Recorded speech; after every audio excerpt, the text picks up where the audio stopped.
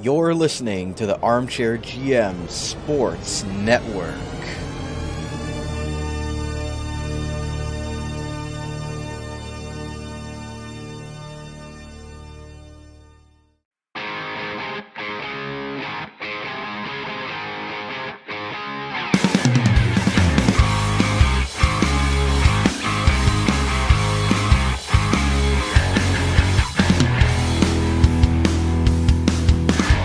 This is Rod Mahood, your in-game voice of the Niagara IceDogs, and you're listening to the Dog Pound Podcast on the Armchair GM Sports Network, your podcast source for all game analysis, team interviews, and up-to-date news regarding the Niagara IceDogs. Perlini!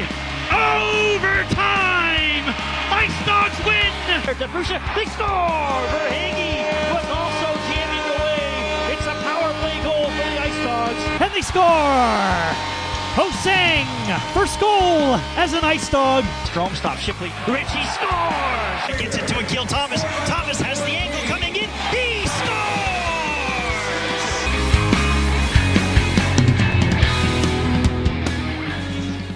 Welcome into this season preview episode of the Dog Pound Podcast, the official podcast of your Niagara IceDogs, right here on the Armchair GM Sports Network, proudly brought to you by Global Pet Foods, where pets are undeniably part of the family in their three great Niagara region locations in Fonthill, Niagara Falls, and Scott Street in St. Catharines. Thank you to those that are tuned in on our new video layout here on the YouTube side, and those that are listening on your favorite on-demand audio platform. Make sure to hit like, hit subscribe, and smash that bell, as you can see on the little QR code there if you're watching on the video version. Brandon Caputo and Christian Simmons are here, going to discuss Niagara IceDogs opening week of the regular season for the 2025-2026 OHL season. First game on Friday night up in Brampton, and then their home opener will be back at the Meridian Center in St. Catharines on Sunday afternoon. We'll be also recording a live post-game show for that as well. So if you guys are enjoying those, they will continue going on into the season for the Sunday home games with Christian and myself. So giving you a live reaction with head coach Chris Barch and a select player from the game. So as far as today's season preview show and how that's going to go, I've got a couple of show topics that I can quickly pull up on the screen for you guys that are following along on the video side of things here for our new video layout. Going to be a lot more visual for you guys here as going forward. We've got OHL opening week, as I've discussed, the many acquisitions, ins and outs for the Niagara IceDogs, a very new roster under new general manager Frank Evola. A lot of eyes on the 2025-2026 NHL Draft, with Ryan Robrick being named number 4 on TSN's board, Brady Wasslin, possibly a first-round pick as well, and then Ivan Galyanov hoping to have his name called at the NHL Draft as well. Then we've got the preseason fan polls from you fans out there. Threw up 5 polls yesterday with some names that you guys thought that are going to have big impacts on the team this season, and then outlook and big expectations, as you guys see from the CHL and the OHL Power Rankings. Some high hopes and high expectations for the IceDogs already coming off their first playoff berth since the 2018-19 season last season against the Barrie Colts. So with that said, make sure to give us a follow on X at Dog Pound Podcast. Stay up to date with all of our IceDogs coverage, as well as on Instagram, TikTok, and Facebook by searching the Armchair GM Sports Network. So Christian, all that out of the way, excited to have you on board for your first video episode. We did the training camp episode, the live podcast, as well as the training camp interviews. So now, as the preseason ends and we look ahead to the regular season, your general thoughts on what you're thinking from Frank Evola and Chris Barch's squad going into the season? Yeah, no, there's a lot of things to like and a lot of question marks heading into a season where the IceDogs have a ton of pressure on them to really perform this season. But excited to be here on the video podcast, shaking in my boots, man. I got the face for radio, so this is a little concerning. For those of you who are listening on the audio platforms, definitely a better medium for you to capture this podcast. But yeah, no, really excited for this season. It's like Christmas and Halloween's not coming anytime soon, because it's the best time of year. Hockey's back, the regular season's back, and I'm really excited for what this group has to offer this year, Brandon. You take a look at everything they've been doing this offseason, new coaching staff with a ton of pedigree, a lot of championship caliber coaches, and then a GM in Frank Evola that brings a ton of experience, has a whole lot of accolades here in the OHL as well.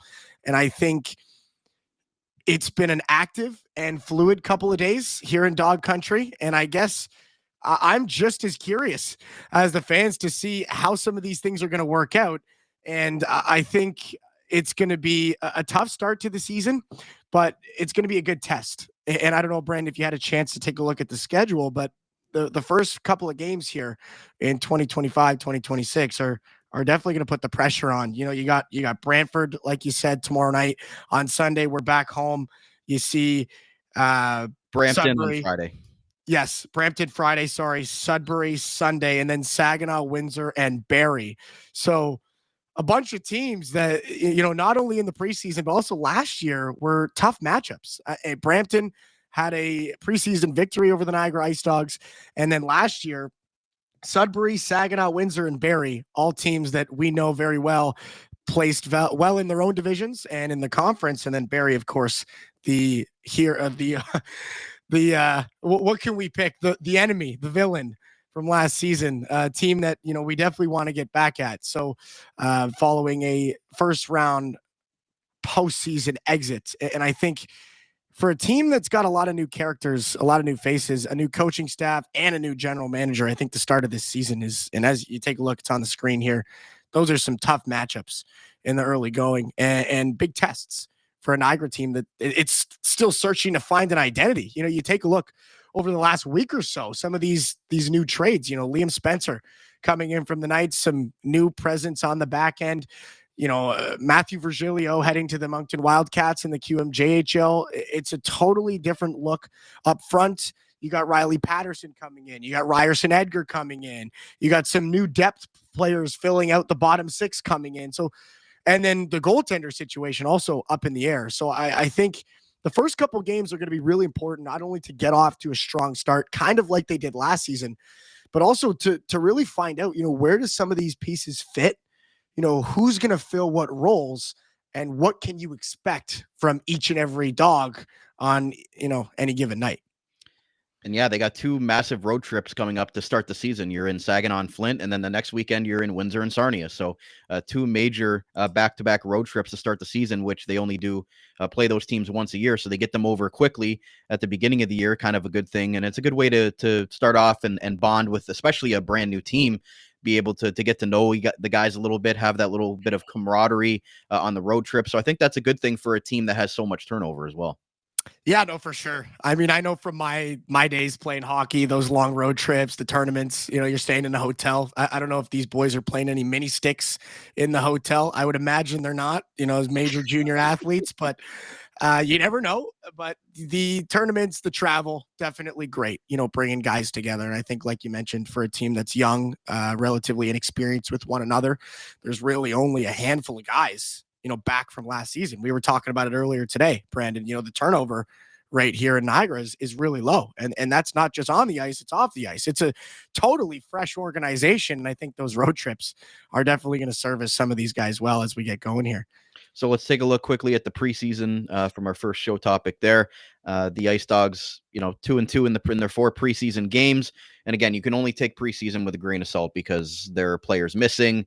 There are players that, you know, teams just decided not to play in the preseason. Like there's so many moving parts that, again, with any sports preseason, you can only take it with so much, with players missing and what have you. And some teams playing 6 games as opposed to 4. So the IceDogs were 2-2 in that regard in the preseason. As far as the player stats as well, and again, this is also has to be taken with a grain of salt as well, because again, some players only played in 1 preseason game or 2 out of the 4. So when you look at it, though, Ryerson Edgar, good start for him in his first action in the Ontario Hockey League preseason, 4 assists in the 4 games.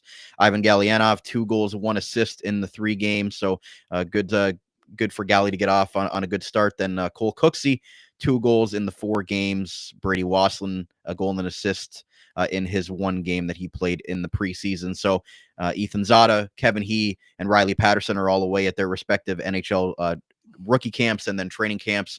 You know, whenever they do get sent back, will be interesting. As you mentioned, might be shorthanded a little bit, but that's what happens when you start to become a good team. Look at teams like the London Knights or the Windsor Spitfires. They miss 5-6 players at the start of every year. Brantford Bulldogs and Kitchener Rangers looks like it's going to be possibly a OHL championship preview on Friday, and both of them are going to be half their lineups are going to be out. So that's part of it, right? And that's sort of the discussion that we talked about in the OHL 60. Should there be a week off before the season starts to have those players, be able to circle back to their junior teams, and especially with those big matchups at the beginning of the year, it's tough when you're missing some of your top end players. But general thoughts on those IceDogs preseason stats, and obviously getting Patterson, he and Zada back will be important. Yeah, no, for sure. And I think for Ryerson Egger, I mean, great start. You see him at the top of the statistics leaders here for the IceDogs in the preseason. It's got to be a big boost for him. And for sure for, a guy who's just trying to get his feet wet, somebody who really needs to start understanding the level of play, to have that kind of production in the preseason is exciting for him, but also for the fan base. I mean, it's kind of rewarding for general manager Frank Evola and for the whole organization to say, you know what? That guy looks good. And, we're happy with the guy we got in that 10th overall selection. And I agree. I think he's looked fantastic.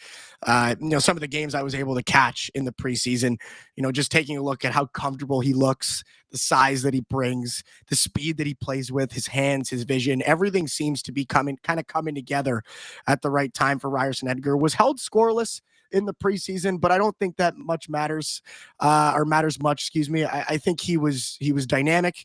He was offensively active, and I think he put himself in lots of great spots to score. He just wasn't able to find the back of the net, and I don't think there's anything to be worried about there. And again, as we kind of go down the list, Galyanov, Cole Cooksey, Brady Wasselin, Ethan Zada, all the guys that you want to be up at the top of the depth chart there. And scoring, they're doing it. Galyanov's coming into a huge season for himself, hoping to be a late round draft selection in this upcoming NHL draft. He got off to a great start in the preseason at a point per game. For Ethan Zada, great start for him, a goal and an assist, and continues to be a strong defensive presence.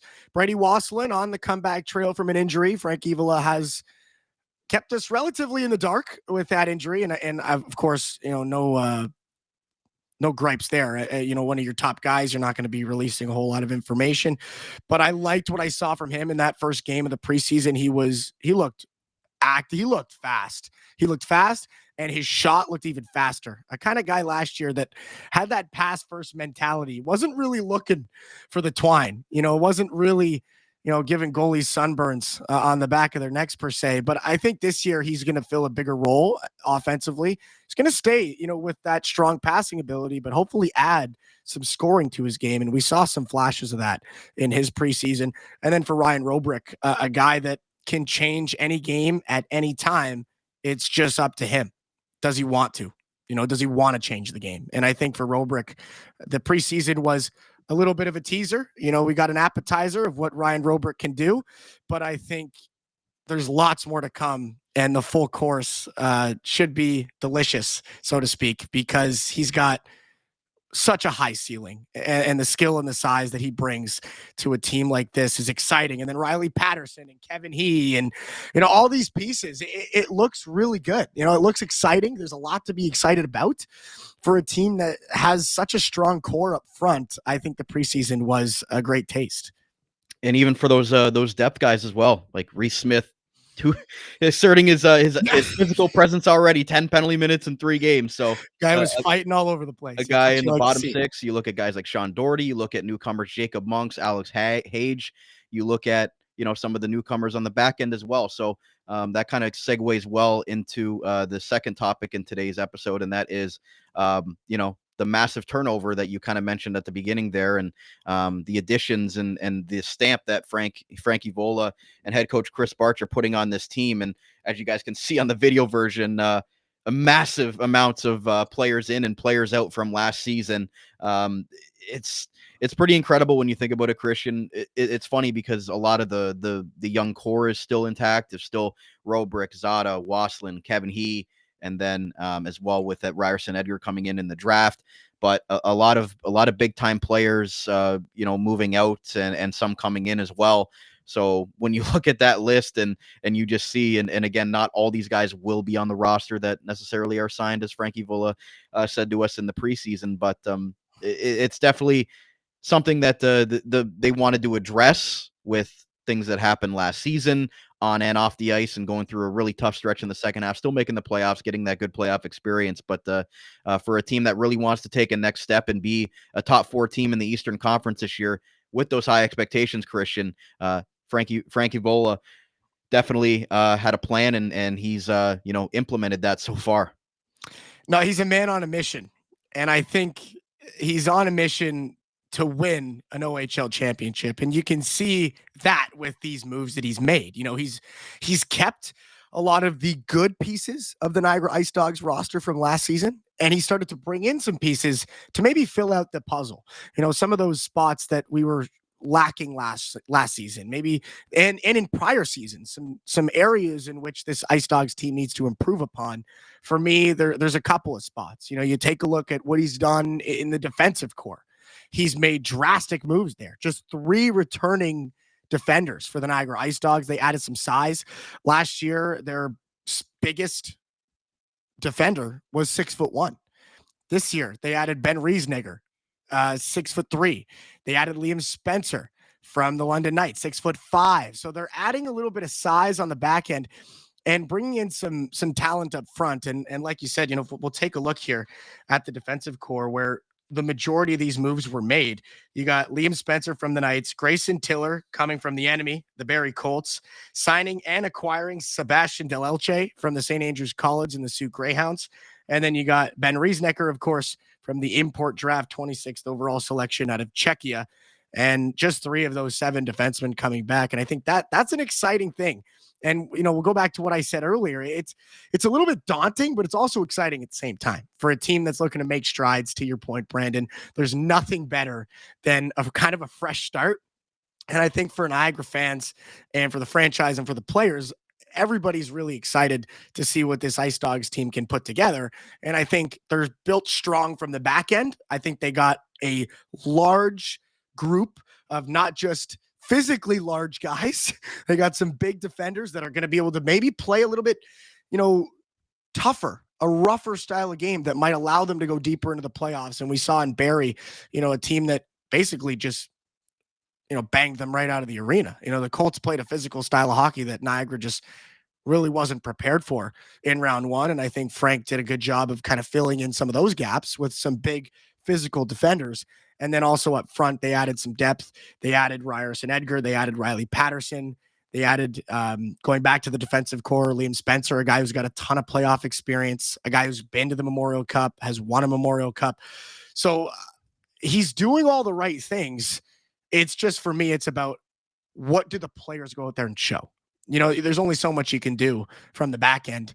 And for us as armchair GMs, there's only so much we can do. We can speculate just like Frank can speculate. You can put a product out there, but, sometimes people just aren't going to buy it. And, the players, for example, might not buy in. And, there's a lot of expectation here, and I think high expectations, and hopefully the players respond well.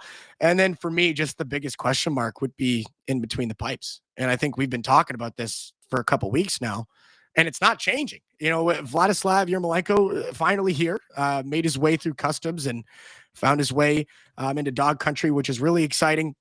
Matt Humphreys and Charlie Robertson there as well, but still lots of uncertainty. Who's really going to be the number 1 guy? For Robertson and Matt Humphreys, both guys had around sub 5 to 4 goals against averages last season, didn't have strong performances. Owen Flores basically anchoring the crease. Those 2 guys relatively unproven in their OHL time. And then here's a guy, Vladislav Yermolenko, who comes from Belarus, and had fantastic numbers for a Team Belarus team in the last couple of seasons. And I think he brings exactly what they're looking for and kind of a fresh start in between the pipes, and a guy who's looking to make a strong debut in the OHL. And I think there's a lot to like there, but that's the big question mark for me. Up front, solid. On the back end, big, solid, experienced players. The top 7 offensive core intact. What's happening in the blue ice? That's where the questions for me lie.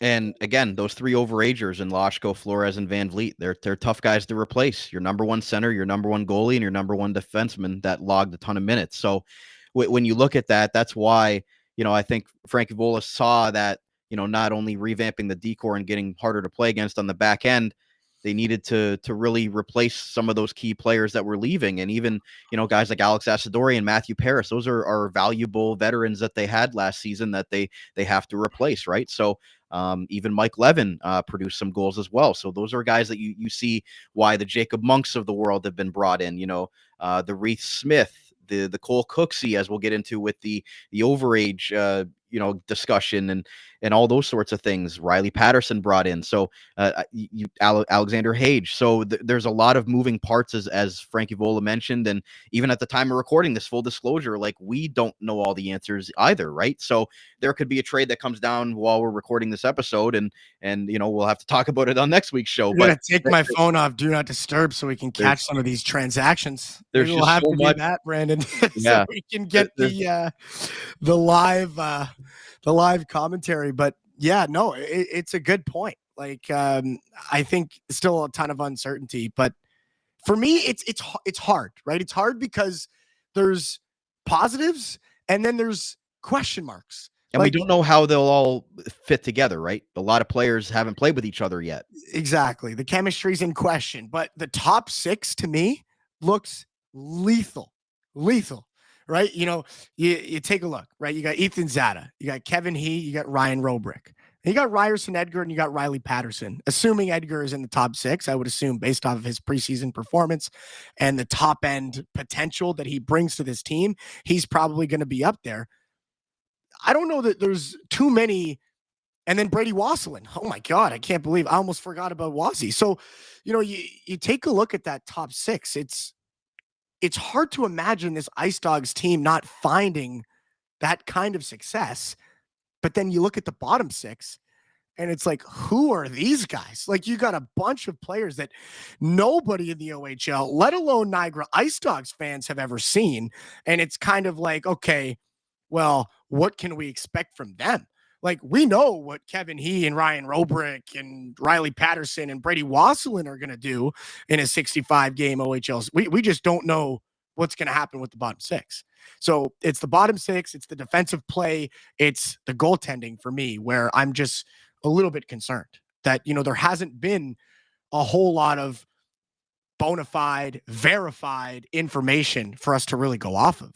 Right. And at the time of this, like they still have 4 overagers with Cole Cooksey, Andrew Wysick, Grayson Tiller, and Charlie Robertson. And again, the website online for you fans has kind of been all over the place. There's been changes. It's been guys in and out of it. So, as I was told that what you saw on the website is not the full story. So whatever sort of happens with that, they've got a decision to make in the crease. Again, do you keep Charlie Robertson around with that taking up an OA spot? It's all really going to depend on Yermolenko, who's finally now here in Niagara, arrived on Wednesday. You got a young goalie in Matt Humphreys. They released William Lubomov earlier today with Yermolenko coming in. Hayden Jeffries back down with the St. Catharines Falcons for now. So there's a lot of question marks, and it's all going to be depending on how Yermolenko adjusts to this OHL style.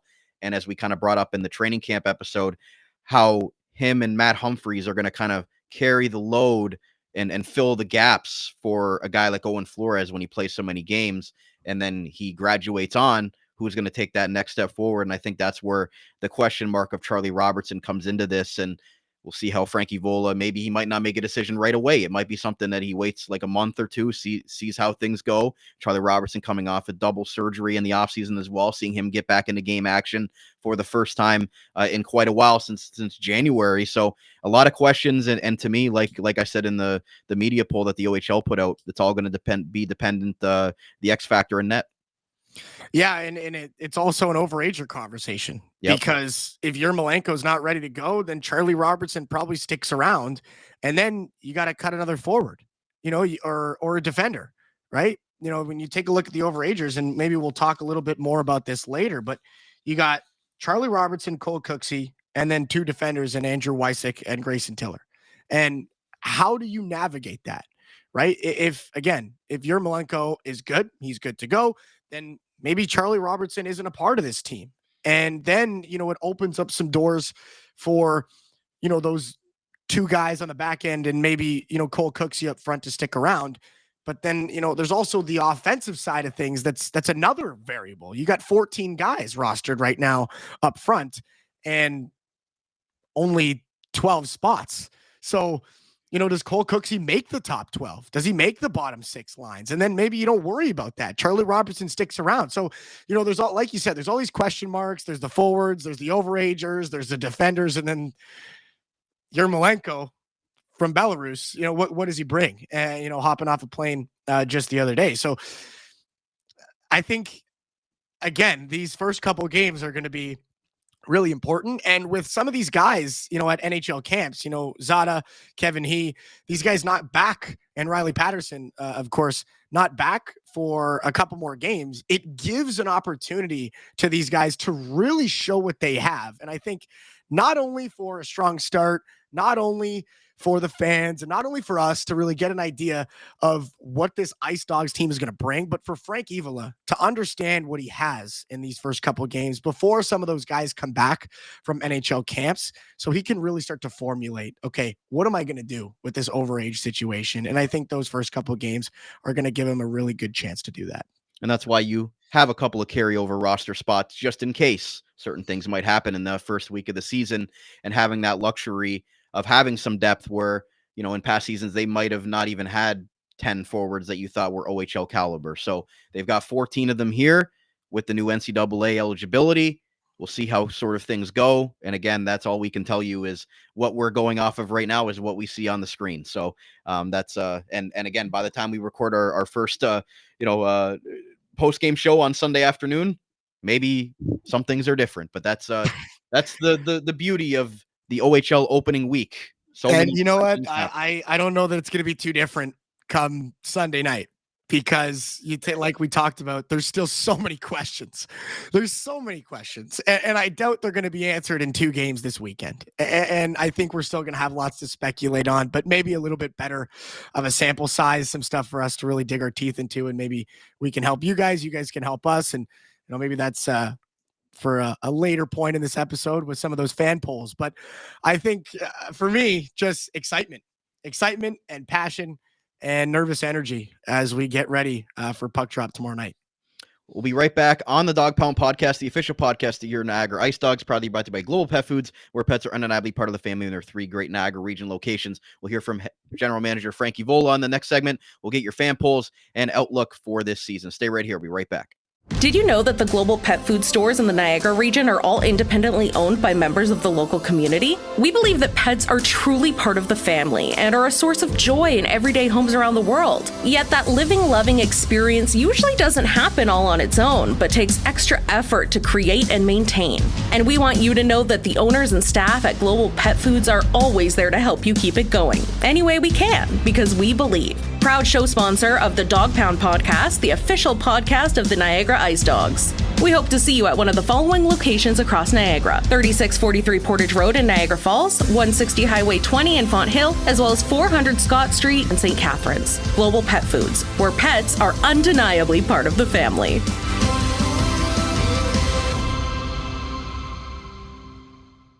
Are you currently looking for work in the Niagara region? If so, you owe it to yourself to check out the services provided by the Niagara Employment Help Center, located at 6100 Thoroldstone Road in Niagara Falls. Their many free services include a fully staffed resource area open to the public, resume and cover letter writing, local labor market information, job search strategies, assistance with clarifying employment, training and career goals, employment counseling and job search support, Better Jobs Ontario information, and registration assistance. Check out their website at ehc.on.ca or call 905-358-0021 for more information. The Niagara Employment Help Center, helping people find work since 1983. This Employment Ontario program is... J&L Flooring is a Niagara-based specialty flooring and design company. They take great pride and provide elite customer service and support. They are a specialty flooring and decor boutique shop with a beautiful showroom, great pricing, and a wide variety and truly unique selection of products. All their products are environmentally friendly and responsibly produced, so you can feel good about your flooring choices. Their goal as a local business is to build authentic relationships based on honesty and integrity that they foster with respect and authenticity. Offering a unique and wide range of quality products presented by a knowledgeable and patient team, they connect with our customers, simplifying the process to make your life easier and to make your home more beautiful. Visit them at 4424 Montrose Road in Niagara Falls or find out more at jnlflooring.com. If you think you can get a better deal anywhere else, you don't know Jack at J&L Flooring. Wild Bill's Auto Repair is your local center for auto maintenance and repair in the Niagara region. Since 2012, Wild Bill's Auto Repair and Body Shop has been helping customers stay safe and confident on the road, knowing their vehicles in top running condition through their services. Located at 7868 Oakwood Drive in Niagara Falls, the garage started as a tribute to the owner's father, William Robert Hunter, who passed away, continuing the same community spirit and high level of service which customers came to expect from him back at Hunter's Auto Repair. Their multi-award-winning auto shop has earned the trust of the Niagara community with its fair treatment of all customers, who can feel confident they'll get the trustworthy advice and repairs during their visit. Their experienced crew loves meeting new people and looks forward to forming a lasting partnership for the care of your cars. To find out more or to book a service, contact them today.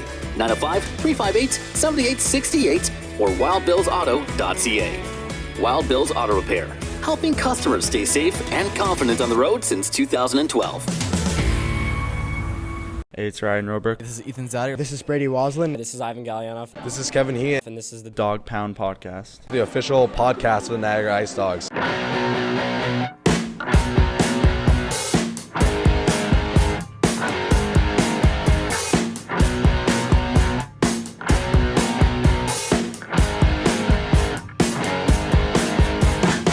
Welcome back to part 2 of today's Dog Pound Podcast season preview episode right here on the Armchair GM Sports Network. Brandon Caputo and Christian Simmons back with you, continuing to discuss OHL opening week for the Niagara IceDogs for the 2025-2026 season. First part of today, we talked about the preseason, the major additions and subtraction list from new general manager Frank Evola. In the second part of today's show, we're going to go over fan polls. We're going to hear from quick thoughts from GM Frank Evola and get the outlook, what we're looking at for this upcoming season for the IceDogs, some high expectations for individual players and for the team as well. Make sure to give us a follow on X at Dog Pound Podcast. Stay up to date with all of our IceDogs coverage. As you can see on the screen, if you're watching on the video version, make sure to hit like, hit subscribe, and smash that bell to stay up to date with all of our video coverage here on the network this season. There's our merch store as well for you guys that want to get in on some of our Armchair GM merch. And as well, thank you to those that aren't watching us today that are loyal listeners on the audio podcast. So make sure to give us some love in whatever one you're choosing to listen to us today. So with that said, Christian, going to be, again, when you look at this opening week and with the IceDogs, again, we talked about it, still going to be missing some players, but a lot of optimism, high hopes for this team. New head coach Chris Bartsch, we talked to him at training camp. You saw him at training camp. The way he wants to instill his 4 core principles into this team and the way that this team is going to play, the identity within the Eastern Conference and the Ontario Hockey League.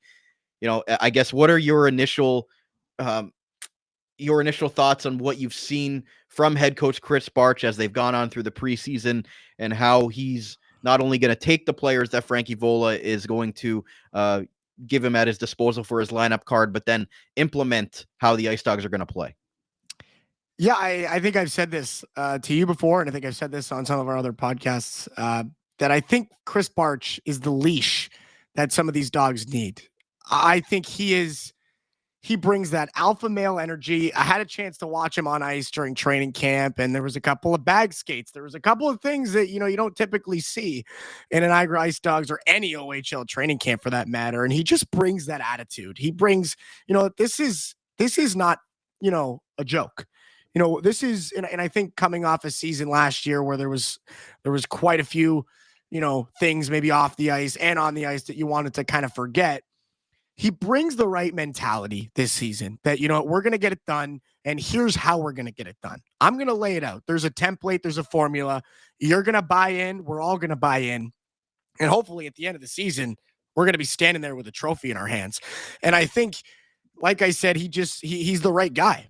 He's the right guy to really bring it in. And of course, his assistants around him, with John Jutsi and Luke Israel coming from the BCHL. There's a lot happening behind the bench that's really exciting. And I think Chris Bartsch is kind of that the big dog, so to speak, for all these puppies to kind of fall in line. And I think he's going to be great for this organization. I think he's going to really guide some of those players that are maybe looking to pursue NCAA opportunities, with the combination of himself and John Jutsi having that NCAA experience playing in Minnesota State. I think they're going to do a great job of preparing some of those aspiring NCAA Division I and so on and so forth athletes, maybe here in Ontario and the OUA, and really kind of help push them in the direction they need to go. And then for some of those aspiring professional players and the guys that are kind of on the NHL track, for a guy who played a physical, gritty, long NHL career, he's going to know what to say for those guys as well. So I think there's a lot to like for these players with this coaching staff. And then for Luke Israel being that younger champion in the BCHL and the new development league of the OHL, the GOJHL, back with the Listowel Cyclones, found a Sutherland Cup championship there. So I think it's a great new coaching staff, and not to take anything away from Chris Bartsch. I think we got to remember, John Jutsi and Luke Israel and Ryan Ludzig are there as well, and they also bring fantastic pieces to this puzzle. And I think it's just right across the board a great coaching staff. And his first time as the head coach at this level, so we'll see how that transition goes for him. But again, has shown why he's deserved of this job through his prior coaching and being a development coach with the Sabres at the pro level and everything he did as a player as well. So he's very relatable to the players as well, but also, wants to make sure that, as you mentioned eloquently, wants to make sure that they're held to a standard and accountability that's going to allow them those opportunities offensively to shine, but also remember that it starts out in your own end and playing that solid team game. So with that said, we're going to start with our first segment of the season and our first monthly maintenance check-in with General Manager Frank Evola, and that's brought to you by Wild Bill's Auto Repair, helping customers stay safe and confident on the road since 2012 in honor of the late William Robert Hunter. Here is Frank Evola's quick chat this week with Bill Potrecz, friend of the show from BPSN. You've made can you just kind of maybe go over some moves that you made recently for me? I looked at the roster, and obviously you've done some cutting here, right? Yeah, I moved hot list. Obviously, we have an abundance of forwards here, and it's something that, obviously it's an opportunity to go somewhere else or get some ice time, but that's the thinking with the hot list being moved on, obviously right now. Virgilio is we moved on with Virgilio. He's going to be going in another direction, and we have some D that I brought in, and there will be some more things in the works here in the next little while, but that's the nuts and bolts of everything. Our import goalies coming in tomorrow, so okay. So that's a positive as well. But other than that, there's 3 guys NHL camps. Brady wasn't still injured right now, but that's why we need extra bodies, and you need extra bodies as the season moves on. Sure, yeah. So what happened to Waslon? He's just got some bumps and bruises. Okay, that's fair enough. You said that you may be doing some other things too. Is that based on what you see, or that you just what do you think that just my team moving forward? Yeah. What things we need to address, things we things that I see, and things that I foresee in the future. It's not only for this year, it's for the future, it's for today and tomorrow and next year. So we always got to, it's not just for today, it's moving forward. Absolutely. And how hard is it at this time of year, Frank, where guys are at NHL camps, guys are moving in and out, trying to fit all those pieces in, because it's kind of a moving target a little bit, isn't it? Yeah, every team, all 20 teams are dealing with the same thing, so we can't feel sorry for each other. That's just the nature of the beast. This year we're missing 3 guys plus a guy that's injured, and there's teams like Brantford and Windsor that I was in the past. Like Windsor's missing 9 guys, and they'll get some guys back, but that's the ebb and flows of junior hockey, and you have to adapt to it, and you have to address some depth, and that's. Unfortunately, we're starting a week earlier from last year. Yeah. Everybody is. So it's not like we were the only team. For sure, yeah. And just looking at your roster now, you mentioned that the import goalie's coming in. So as of now, it's safe to say him and Humphreys will be the 2 goalies going forward? Yeah, him, Humphreys, and Robertson right now are the three guys that I see here, and we'll figure out what it's up to them who's what. Who's doing what, or the coaching staff. That's not only myself, but I collaborate with the coaching staff, and Ryan Ludzik here, that's our goalie coach. Yeah. He has more in tune of what's going on. And you said there's going to be some other stuff maybe in the next day or two, or leading up to Friday? Yeah, there could be some more moves. I don't know exactly, but yeah. There was General Manager Frank Evola on the first monthly maintenance check-in, and very thankful to a friend of the show, Bill Potrecz from BPSN, for providing me with that quick audio that he was able to get from General Manager Frank Evola. Very busy week down there at the arena, so I wasn't able to go down and get many segments that we would usually have for our shows. Just a crazy week practicing off-site because there's something going on at Meridian Center as well. Players in, players out. So really tough week to be able to get access. So we'll have more segments and things like that for our shows going forward. But thank you to Bill from BPSN for providing us with that. Christian, your quick takeaways from what Frank had to say, some injury updates and some updates on some other things. Yeah, well, Wasilin, the big one. What's going on with Brady Wasilin? And how long is this going to hinder this Niagara IceDogs team for one of the big guys here for the IceDogs, somebody that they rely on night in and night out to produce offense? How long is he going to be out of the lineup? And again, for a team that doesn't have those NHL guys, out at camp, he's an even bigger part of this team, right? And one of the leaders. And I think that's a little bit concerning. When can we expect to see him back? And Frank did say, relatively minor injury. He's on the comeback trail, not too much to be concerned about, but never a good thing, when you hear that one of your big guys is out with an injury. So for me, a big takeaway would be Brady Wasilin, just kind of paying attention to his return and excited for his return. A guy that, you take a look, stats up on the screen now. Last year, 39 points in 62 games, played a strong role offensively, more of a pass-first guy, expected to feed guys like Kevin He and Ryan Robrick and, put pucks on those snipers' sticks. Guy, like Robrick, 41 goals, and Kevin He, 31 goals, 36, taking a look at, where did those goals come from? Pretty good guess is probably number 66 and Brady Wasilin. But this as a 16-year-old. Yeah, exactly. And I think for this season, I get the impression he's looking to be more of a goal scorer.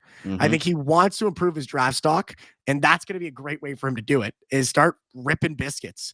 And we saw it in the preseason, like that goal that he scored. He came off the rush on the right side, cut out to the high slot. He fired it. And I looked right at Brandon. I was like, oh my, did you see that? Oh yeah. And I was paying attention to it kind of in training camp, and I saw the way he was firing the puck. So I think he's going to be a big time producer, and obviously concerned for his injury and hoping him the best in his recovery, and hope to see him back on the ice at the Meridian Center and outside of it for the rest of this season. And then of course the other takeaways from the interview with Frank is, just how fluid the team is. And he mentioned that, Hotless, a guy who's heading out, and Verge, a guy who's also on his way out. And it's just such a fluid state right now for this IceDogs team. There's a lot of changes coming, and still maybe some changes that, we're not ready for. And I think, Matthew Virgilio was one of them. And maybe a guy like Charlie Hotless as well, expected to fill a bigger role this season in the bottom six. He's also on his way out the door. So I think, the doghouse is changing, and we can expect more and more to change here in coming days and in the coming weeks as we get closer and closer to kind of a finished product, as we welcome some of the NHL guys back, and we get, the goaltender situation figured out, and the main six of the 7 defenders on the roster also start to kind of formulate their position. But I don't think Frank is done. And that's what I take away from that interview. He is still very actively looking to make changes to make this team a winning team this season.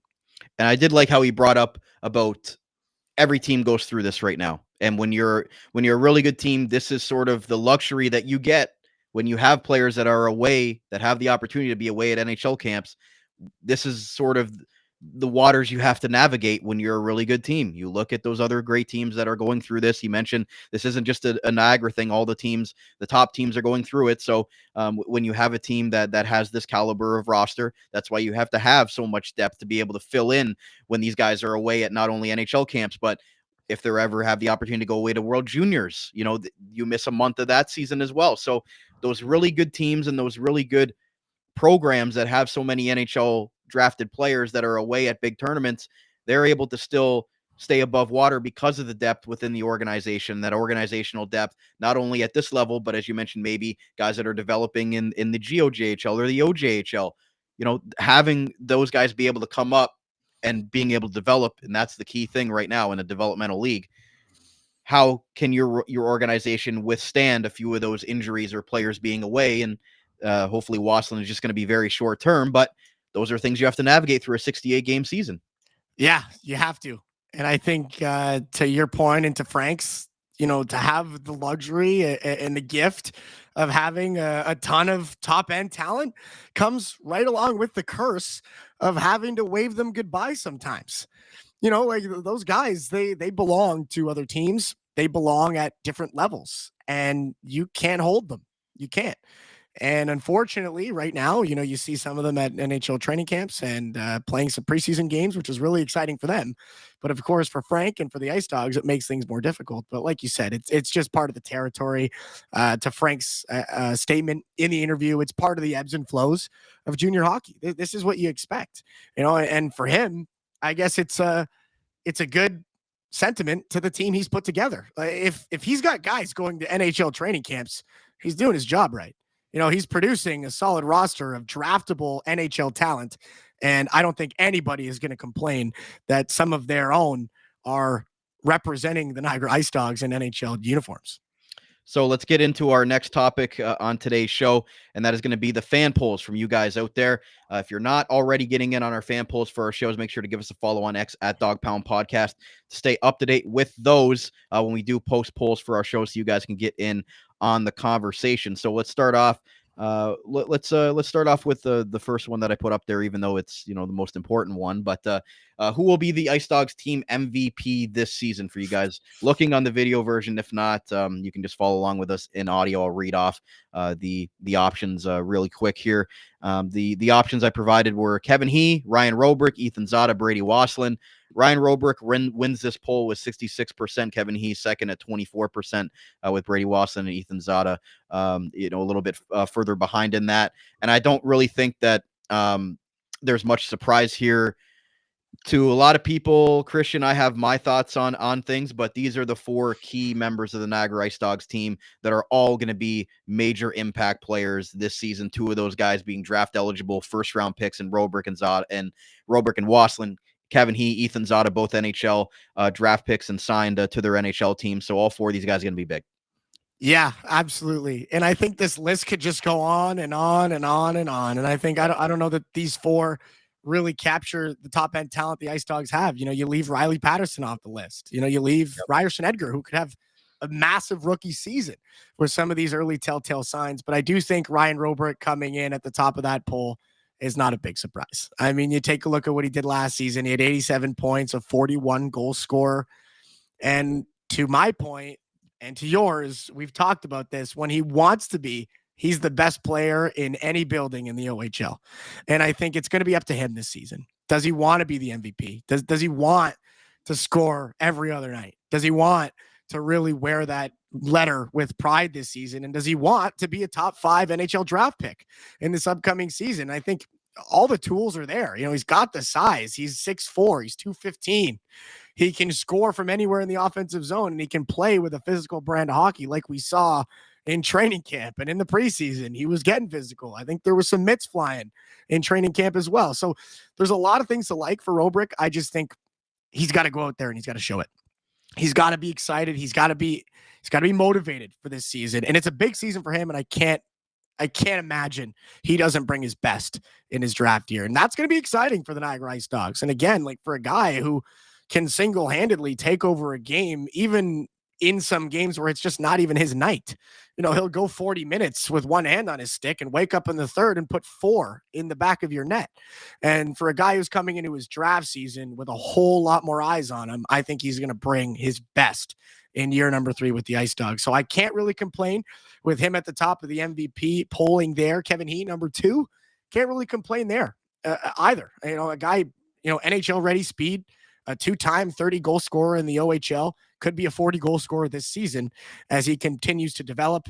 And of course, the captain here for the Niagara IceDogs just brings a whole lot of stuff that you really like to see. And I think for him, another important season, hoping to make the AHL or the NHL next season as he slowly approaches the last couple of years of his junior hockey career. I think it would be great for him to continue showing that offensive caliber. And then, of course, to hopefully hoist an OHL championship would be even better. And then Ethan Zada, Brady Wasselin. I think Zada is one of those guys that you want to see him do the same thing he did last year. And if he can do that, I think Tampa's going to be happy. Niagara's going to be happy. He's going to be happy. His dad's going to be happy. We know that Ethan Zada's father is a big fan of the show. So shout out to you, Mr. Zada. But for sure, I think for Ethan, a big season here coming up. And I think if he can show that defensive prowess that he did last year and also be an offensive threat, last year he had 55 points, 20 goals. Nobody really saw that coming. What does his ceiling look like this season? What can we expect offensively from Ethan Zada? So I think he's in the conversation. And then for Brady Wasselin, like I mentioned previously, a guy who had just under 50 points last season, looking to make a big jump. And I could definitely see him scoring 20 plus, maybe 30 this season. And if he keeps all those apples right alongside those goals, he could put up a big season as well. So 4 guys that I can't really complain about in the MVP conversation.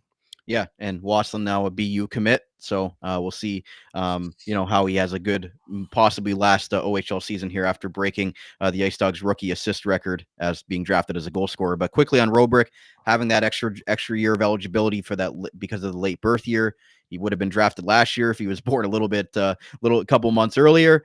So he has that extra year of eligibility to be able to have a great season. 41 goals, 87 points. You'd expect that to be over 100 and possibly 50 to 60 goals maybe for Ryan Robrick if he wants to be the first Niagara IceDog taken in the top 5 since the days of Ryan Strome and Dougie Hamilton. It's been a while, but the last IceDogs first round pick was Phil Tomasino in the 2019 NHL draft. So it's been quite a while. Well, Zada and Kevin He, the second and third and fourth round picks as well. So Ryan Robrick, a lot of eyes, a lot of expectations on him. And like you said, you hope that you can see him go out there and do it on a nightly basis, with all the eyes on him and all the requests that he's probably going to get from big time media to want to ask him questions from scouts. It's going to be a big year on and off the ice for Ryan Robrick. And, hopefully he can handle all that that's going to come with that well-deserved, draft stock that he's earned at this point. But for me, Ethan Zada, as I put on the media poll for the OHL, is going to be, to me, the most valuable player just because he's a center. The rest of these guys on this list are a lot of wingers. You're losing Loshko, you're losing Asadori, and those are 2 big-time centers that ate up a lot of minutes for your team.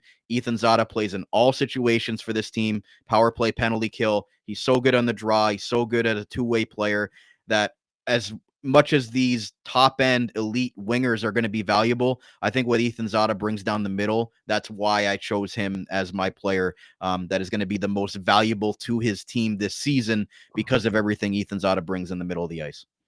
Yeah, no, I think he's such a versatile player and a player that you don't get the pleasure of watching and having on your team very often. You don't find the 21 goal scorer in the Ontario Hockey League who can kill penalties.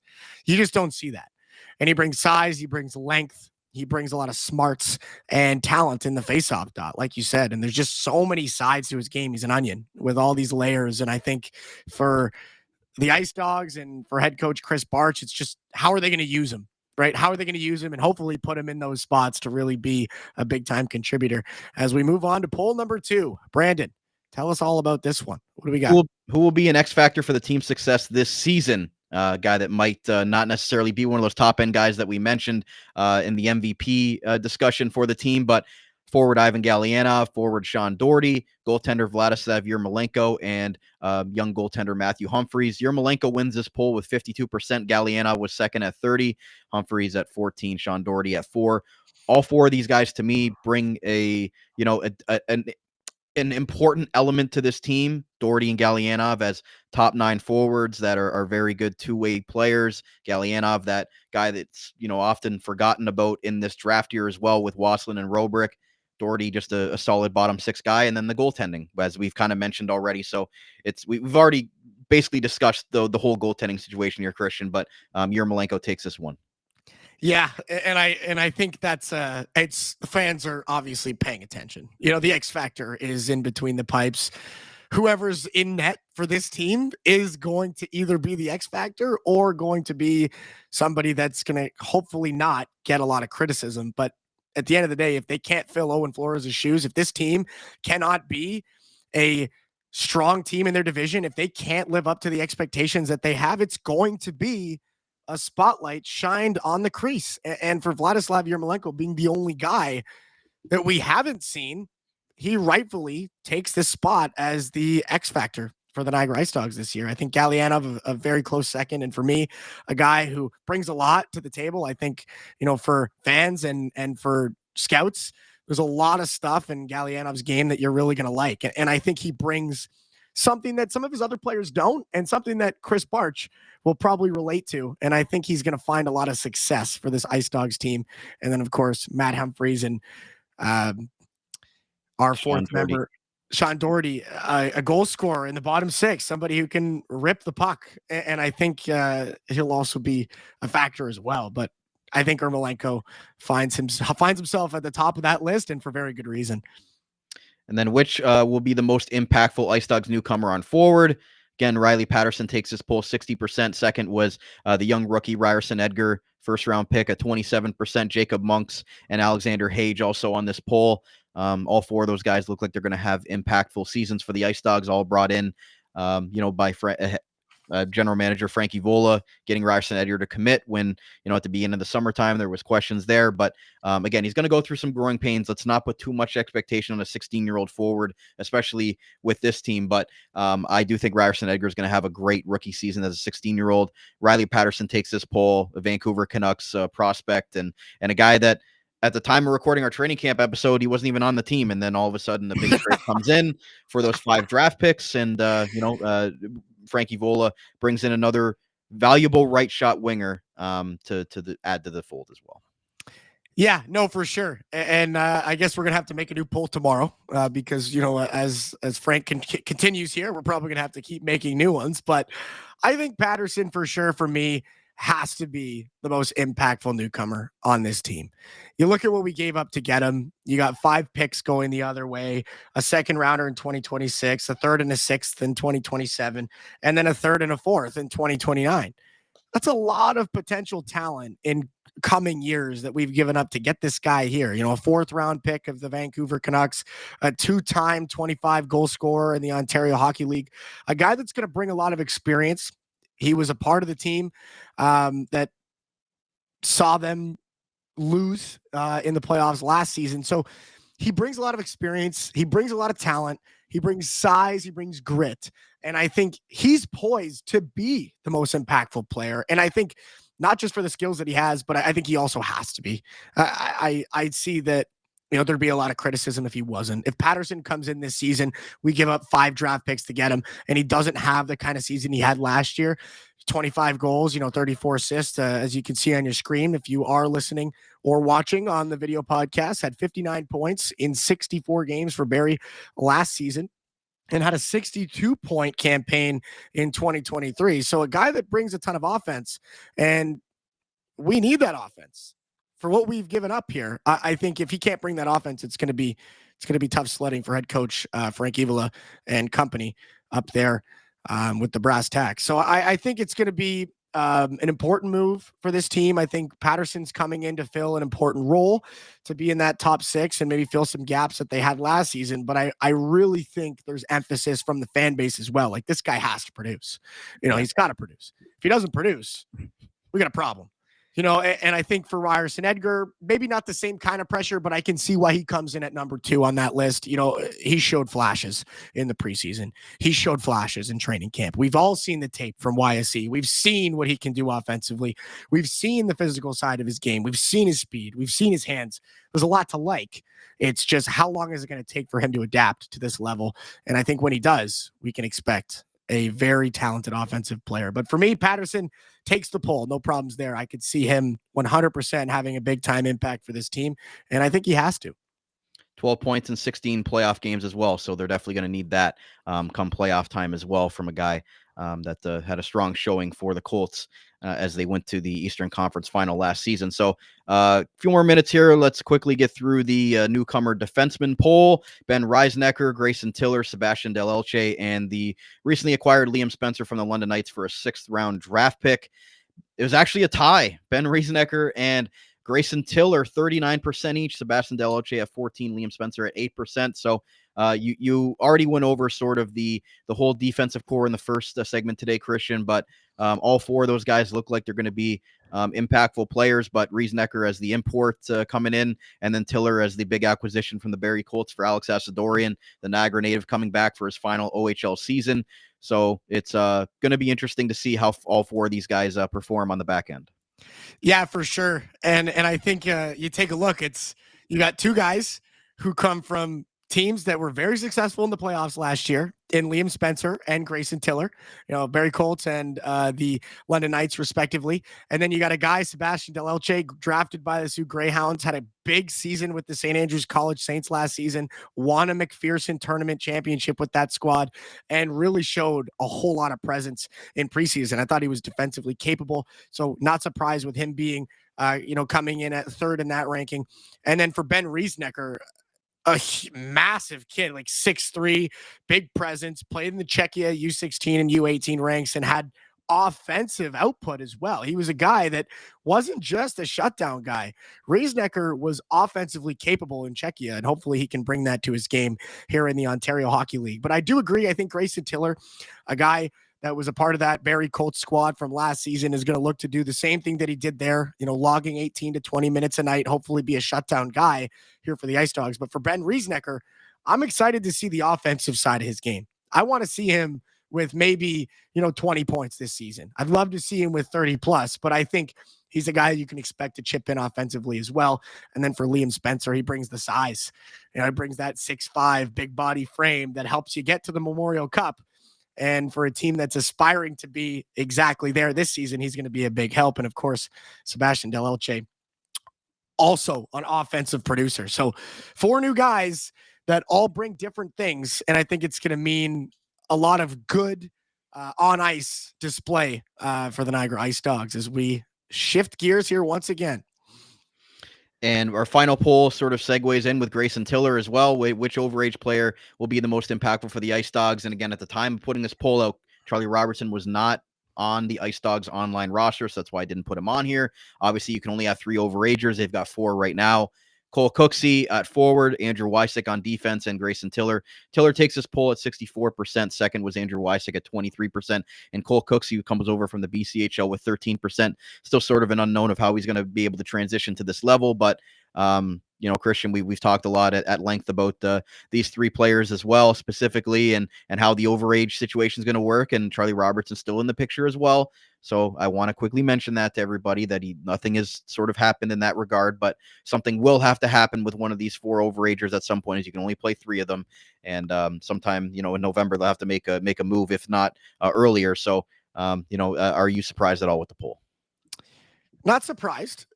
I do like Andrew Wysick, and I think he could challenge Grayson Tiller to be one of the most impactful overagers this season. And I also think, of course, Charlie Robertson, depending on how this overagers situation shakes out, depending on how Yermolenko plays in between the pipes, there's all these variables, right? But I do think Andrew Wysick showed up fantastic in camp. I thought he had great legs, was playing physical, showed up knowing that this was his overage season. He needs to be in great shape to make this roster.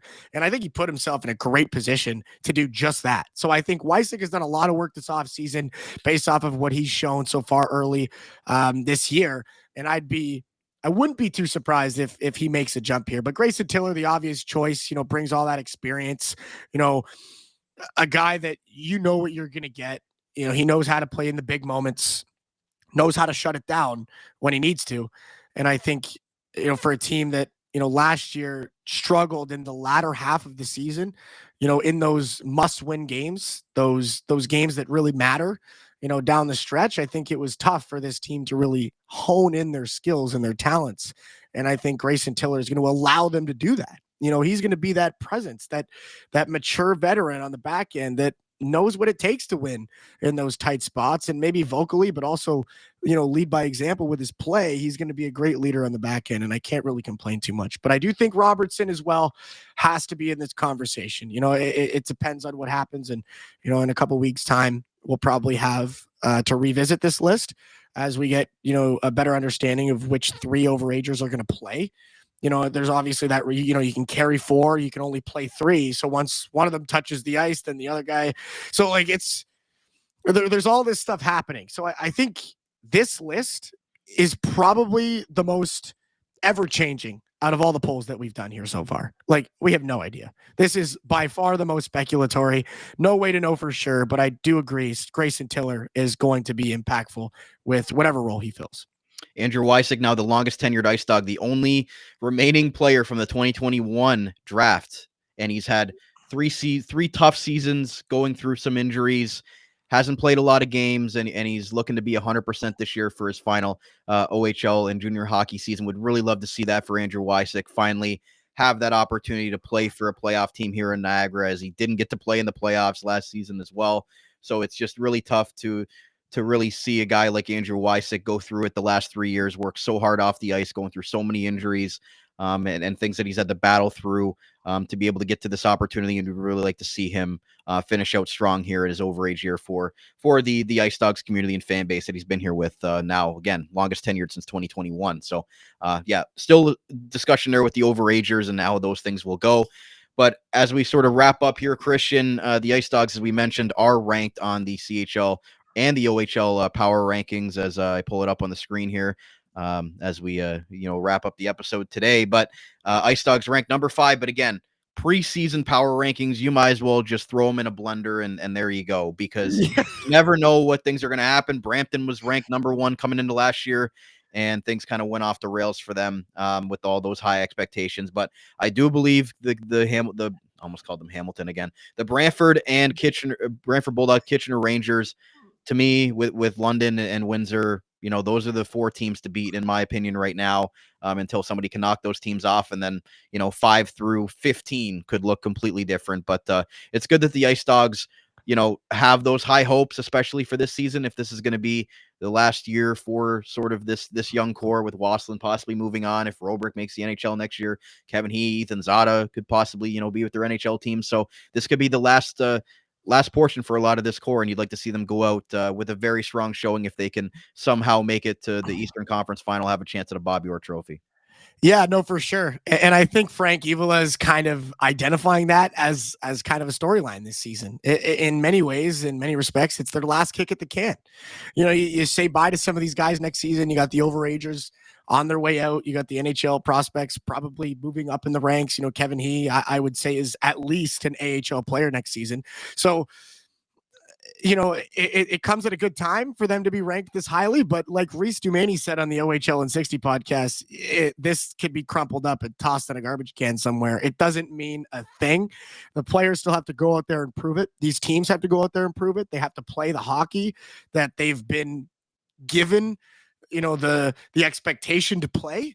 But I can't really argue too much. I mean, Brantford, Windsor, Kitchener, London, fantastic teams last season. London, Kitchener, North Bay, also great teams last season. But like you said, you could go any way here. There could be, it's hockey, right? Bounces change the game. Inches change the game. Injuries change the game. There's nothing that is a guarantee this season. Yeah, it's great. We'll take it. We're in the top 5. Fantastic. We'll talk about it for 5 minutes and then forget about it for 5, because it really doesn't mean anything. We have to go out and earn it.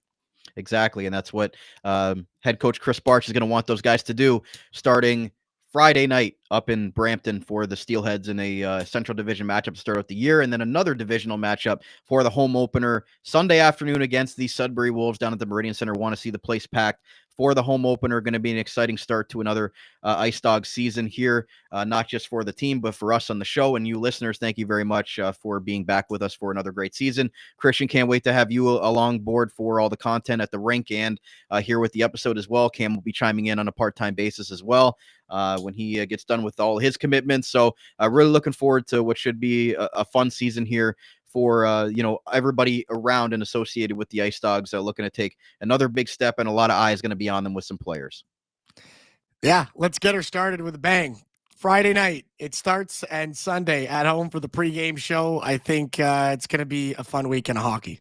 Yep. So we will be with you guys for that live post-game show on our YouTube channel for the Dog Pound podcast on Sunday. So stay tuned for that, where Christian and myself will break down everything you need to know about the game and hear from IceDogs head coach Chris Barch. So with that said, that's going to wrap it up for our Dog Pound podcast season preview episode right here on the Armchair GM Sports Network. Make sure to hit subscribe, and smash that bell if you're watching on the video version today. And for those listening on your favorite on-demand audio platform, make sure to hit subscribe on that as well for all of our other audio episodes that come up and do get released here on the network. So for Christian Simmons, my name is Brandon Caputo. That's it. The Dog Pound podcast is proudly brought to you by Global Pet Foods, where pets are undeniably part of the family, and their 3 great Niagara region locations. We'll see you guys at the rink on Sunday afternoon for another great Niagara IceDog season. We'll talk to you then. You're listening to the Armchair GM Sports Network.